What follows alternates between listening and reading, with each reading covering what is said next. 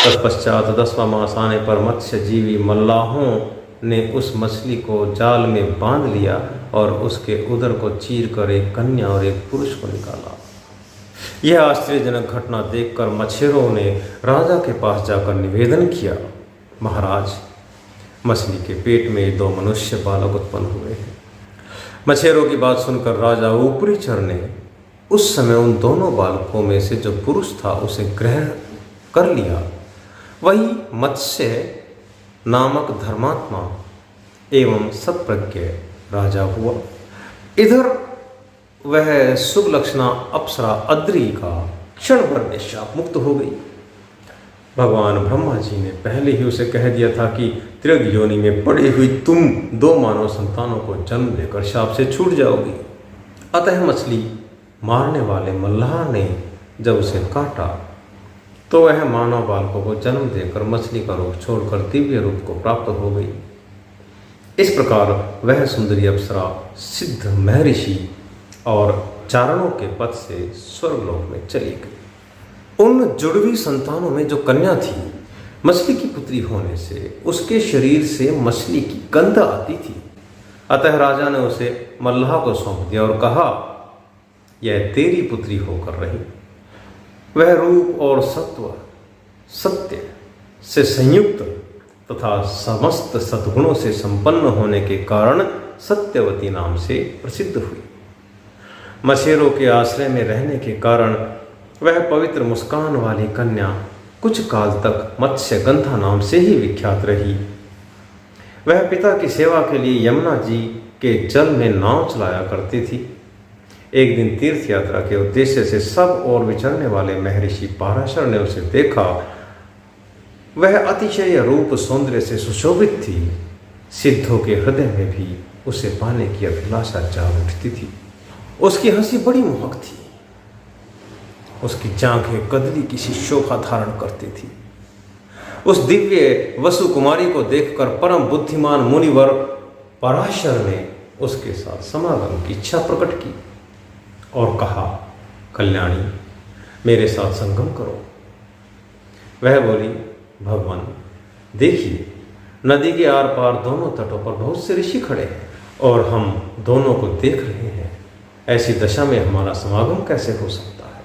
उसके ऐसा कहने पर शक्तिशाली भगवान पराशर ने कोहरे की सृष्टि की, जिससे वहां का सारा प्रदेश कोहरे से अंधकार से आच्छादित सा हो गया। महर्षि द्वारा कोहरे की सृष्टि देखकर वह तपस्विनी कन्या आश्चर्यचकित एवं लज्जित हो गई।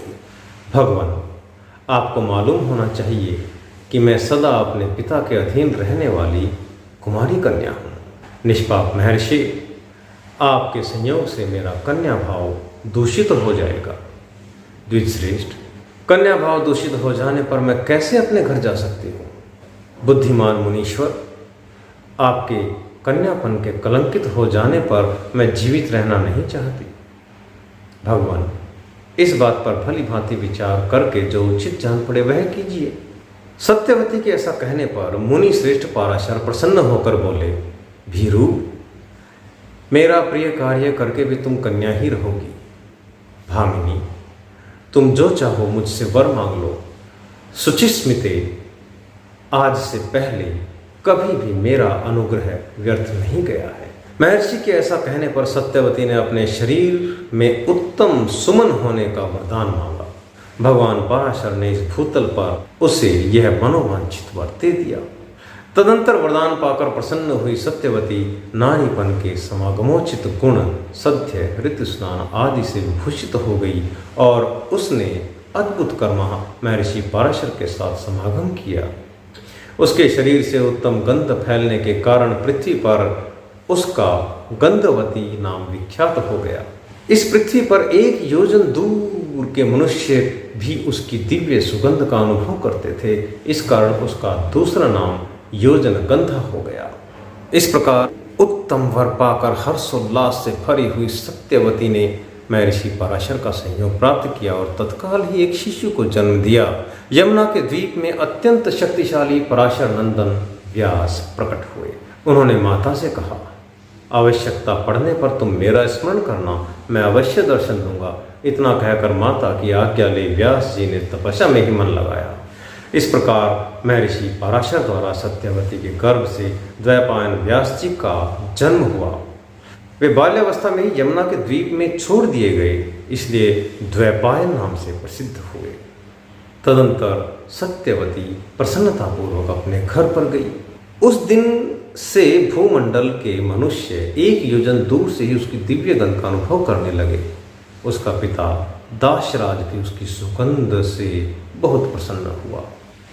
दाशराज ने पूछा, पुत्री, तेरे शरीर में मछली की सी दुर्गंध आने के कारण लोग तुझे मत्स्यगंधा कहा करते थे, फिर तुझ में यह सुगंध कहाँ से आ गई?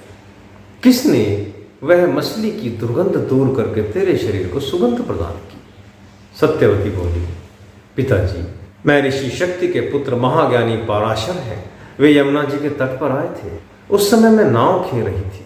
उन्होंने मेरी दुर्गंधता की ओर लक्ष्य करके मुझ पर कृपा की और मेरे शरीर से मछली की गंध दूर करके ऐसी सुगंध दे दी जो एक योजन दूर तक अपना प्रभाव रखती है। महर्षि का यह कृपा प्रसाद देखकर सब लोग बड़े प्रसन्न हुए। विद्वान द्वैपायन जी ने देखा कि प्रत्येक युग में धर्म का एक एक पाद लुप्त होता जा रहा है। मनुष्यों की आयु और शक्ति क्षीण होती चली जा रही है और युग की ऐसी दुरावस्था हो गई है।